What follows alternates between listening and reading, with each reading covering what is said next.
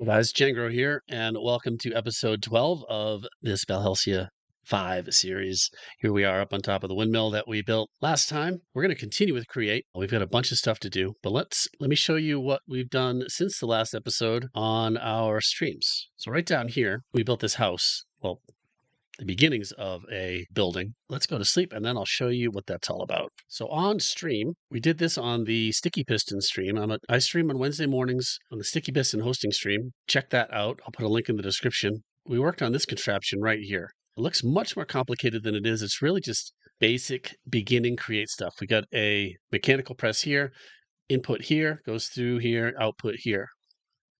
So if we just grab let's grab a few gold ingots. I drop them in here. They come out the belt, get bonked by the press. They go in this output chest, and it's got an import bus on there, so it goes right into our ME network. Over here, we've got a mixer with a blaze burner underneath it, and we need to fuel the blaze burner, so that's what this deployer is doing. And on top of both of these things, we added applied energistics pattern providers. So this one has recipes for brass and andesite alloy, and this one has recipes for all the different plates and sheets. And we just request those. And let's take a look at making some brass. And if we make 10 brass, quickly look. Copper comes out. Also, some coal came out and went into this hopper right here. The zinc gets added and they get mixed up with the blaze heated, and it turns into brass, which you can barely see it coming out of there. It comes out this one, another import bus, finishes the circuit. One of the cool things that I discovered while building this is this little contraption right here is pretty neat. If you've got a deployer pointing at this blaze burner, you can stick a hopper right here. So this was the hopper's pointing into the deployer, and the deployer is going through the hopper and feeding the blaze. So I just thought that was a really neat, compact way to do that. Of course, we could have run the belt all the way over here, put a chute or something that feeds the deployer from there, but this was just a nice, compact way of setting that up. And of course, we've got the peer-to-peer tunnel right here. So right there is a P2P tunnel linked through this glass cable, just using one channel to send all of this 32 channels back to the base. So we did a video on that a few episodes ago. I'll link to that right up above here and down in the description if you want to see what that's about. We've got our base expanding more and more with this peer-to-peer networking. So pretty cool. To finish this house, we need more wood. And to get more wood, we're going to make a tree farm. And we're going to make a radial tree farm, which is a circle. So I thought, what better place than to stick that right in the middle of this old crater we have here where the meteor is long gone, and we can put a tree farm right in that space. And below the tree farm, we're going to put a kelp farm. So we're going to do a kelp farm, tree farm combination in this episode. So stick around. When we get started, just a couple of quick things. Definitely check out our Twitch channel on twitch.tv/Jangro, and I also stream on Sticky Piston, twitch.tv/Sticky Piston. Links in the description. And speaking of Sticky Piston, this is running on a Sticky Piston server, and they're sponsor of this channel. So definitely check them out if you need a server. Amazing servers and even better support. Also, we have an amazing community forming. Check out the Discord server, also linked in the description. And why not hit that subscribe button while you're at it? Thanks so much. Okay, and through the magic of video, we've got this area all prepped. I recorded this. I was going to put it in, but it was just 20 minutes of placing blocks. So here's where the tree farm is going to be. We're going to do 6 saws coming out. So it'll be a radius of 6. And I dug out a hole 5 deep. So 1 for this. And then down here, 2, 3, 4, and 5 to the floor.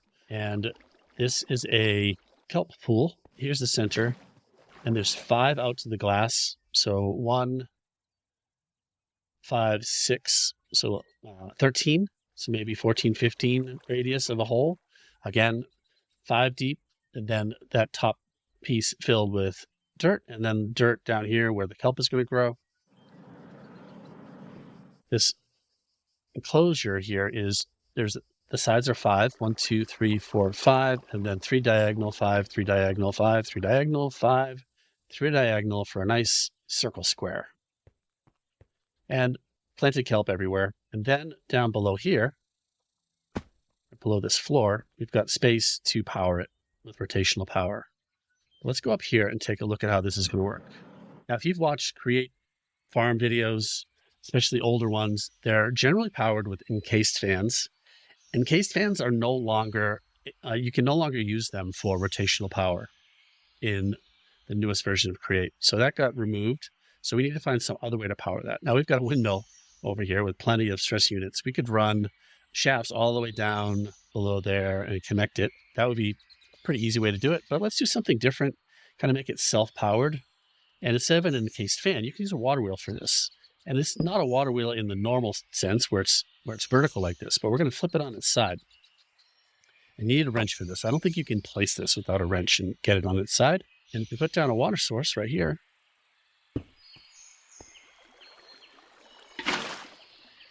we get water flowing on all four sides of this water wheel. Now, when it's vertical, you got to do tricks with multiple water sources and even some soul sands to get water flowing around all four sides of a water wheel. But when it's on its side, 320 stress units, that's the max power for a water wheel with one bucket of water. So that's pretty cool. So let's take this and do the same thing down here. We'll put the water wheel down right here. Flip it on its side. It's broken glass. We can make some regular glass out of it. And put this right here. And then put a block right here. And the water. And here we go. 320. Again, super fast water wheel. This is too fast for a farm, honestly. So what I'm going to do is lock off 3 out of the 4 sides. And it's going to rotate much more slowly.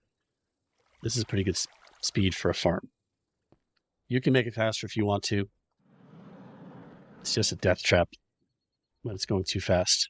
All right, we also need to put on here a shaft and then the mechanical bearing, which we've got right here.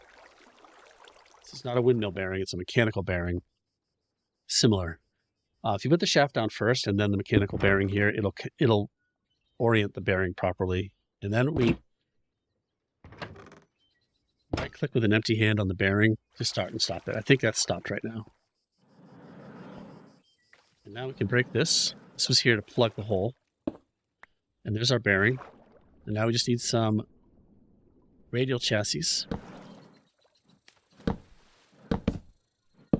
We'll stop there for now. And yeah, it stopped. So that's good. Now we need to put linear chassis on here. And honestly, this is going to be a little easier to do without kelp right here. So I'm going to break this. And we need some glue on here. Right there on that level. 1, 2, 3, 4, 5. 5. Okay.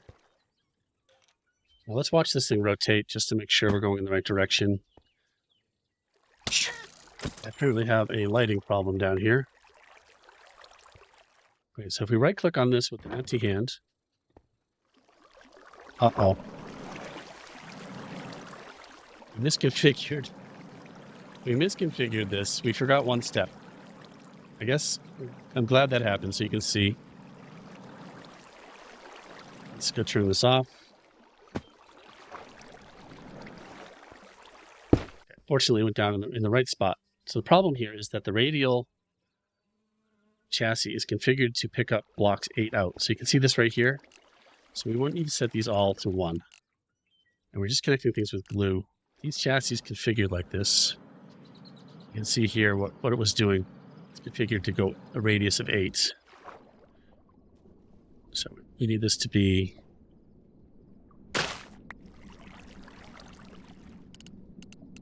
need that to be 1. And we'll set this one also 1. So the glue is taking care of things, not that automatic pickup range, it's called. Okay, now if we start this thing, it'll work. It'll be fine. There we go. Okay, now we need glue on these faces here.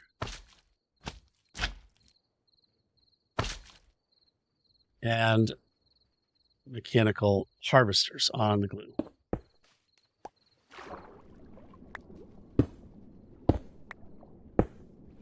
There we go.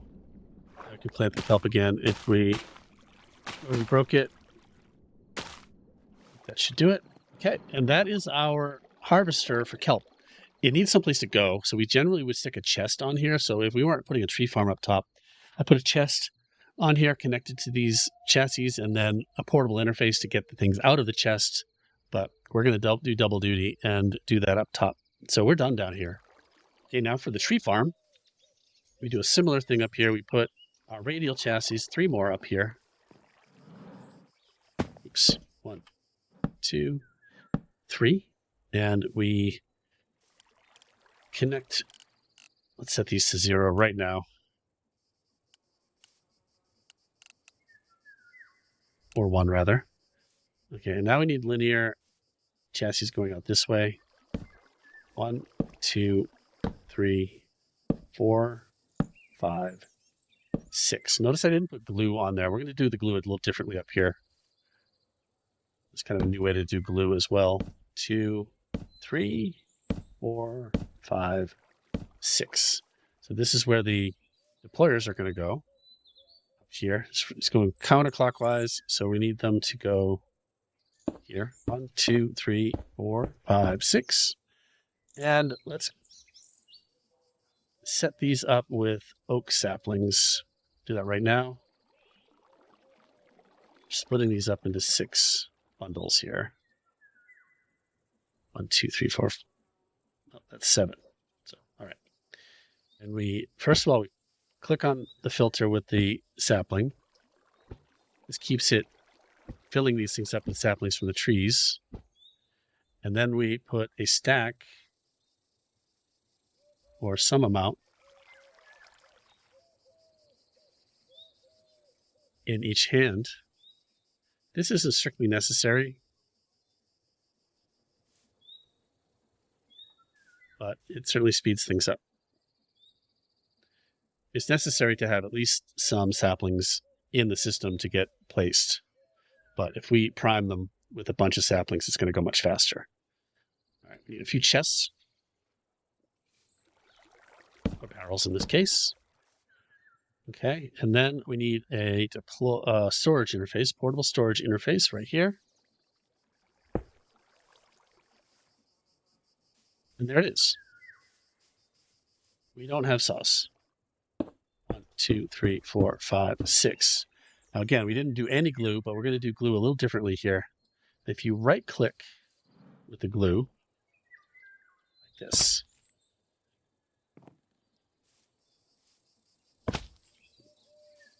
it like connects the things together.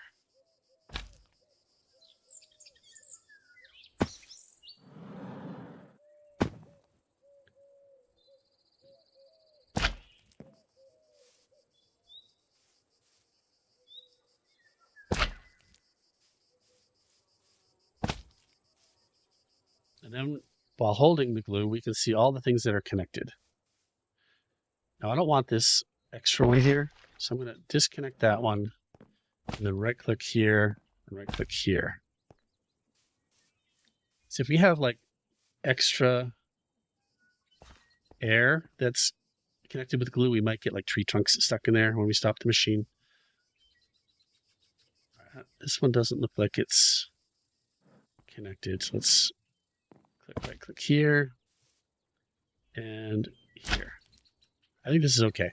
Radial chassis connect together, so that's fine. Okay, let's now set up our output system, which is a barrel right here. And the portable storage interface needs to be 1 or 2 blocks gap between the two. And I like to do it 2 away because it just looks better. So we put this here and we put a portable storage interface here. And I should not have crouch clicked. That's okay. We can rotate it like that. So now, and put a window on the chute by right clicking with a wrench just to see things happening. And I think we're good to go. So this thing's going to spin around. Every time it comes around, the portable interfaces are going to connect dump things out of the system what did I do? Rotated that by mistake. Things that get collected in the system, everything's going to go into these chests as this contraption's working, and then things are going to get dumped out of the chest into the portable storage interface when it comes around, putting saplings into the deployers because they're filtered for saplings. All right, let's start this thing up. A whole bunch is going to happen here. We're going to get the kelp farm going. We're going to get the tree farm going. All the saplings are going to plant.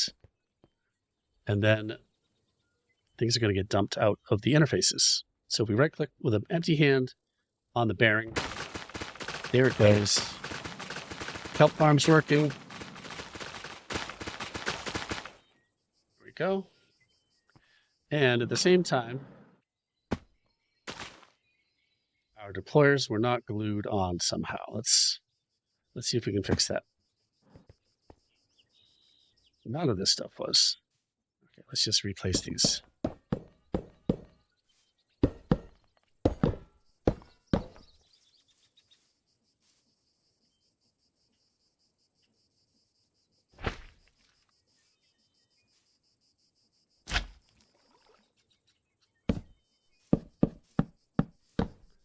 Six, and then let's just glue these. Sometimes tried and true ways are better.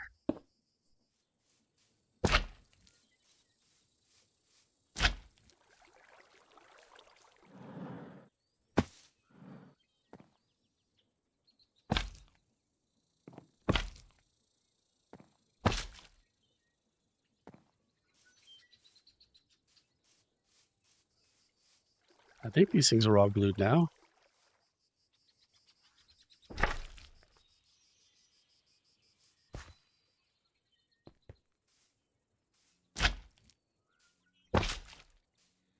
Let's just make sure.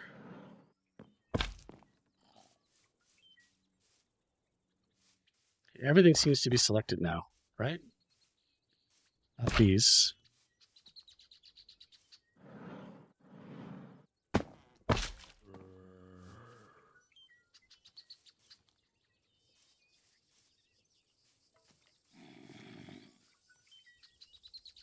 Okay, let's try it again. Oh, hi.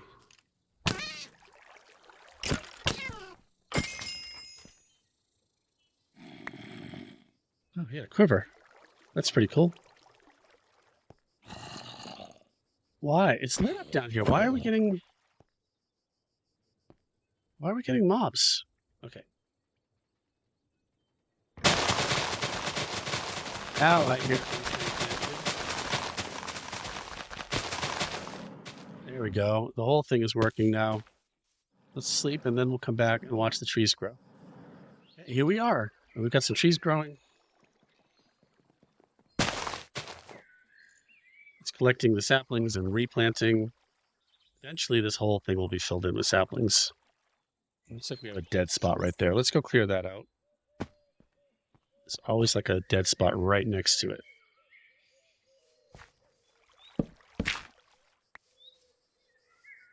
We'll just fill that in with cobble so it doesn't plant again. This might be another dead spot right there.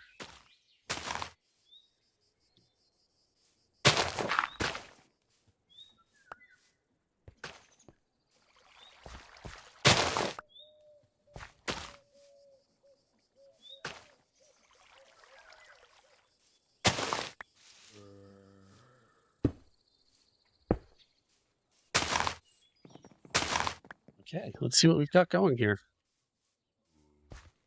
We've got some logs, kelp, lots of kelp. Now the last step is to get this stuff into our ME system. Now we could run fiber, cable, an import bus on here and send it into our network. But let's do something a little bit different. Let's head down to the main part of the base and take a look at another option for that, which is right here, an ender chest. Now this isn't your ordinary ender chest, it's an ender chest from the ender storage mod. Put in here, it's connected to our network by an import bus. Just like a regular chest, it's going to go into our network. But if we get a pair to that chest. We have one right here. And if we put this down, anything we put in here, also in here, and it's getting sucked into the network.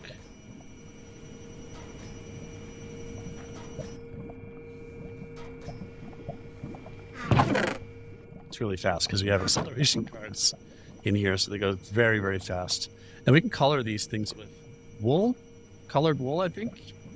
Maybe dye, I think it's wool though, by right-clicking and change the color combination, and it pairs it up with another chest with the same combination. I just use the default 3 whites for this purpose, which is to, any place we put a white chest like this, it's going to dump into our ME system.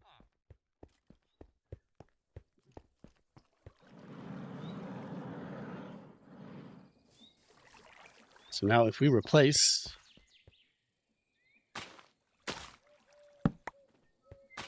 this chest,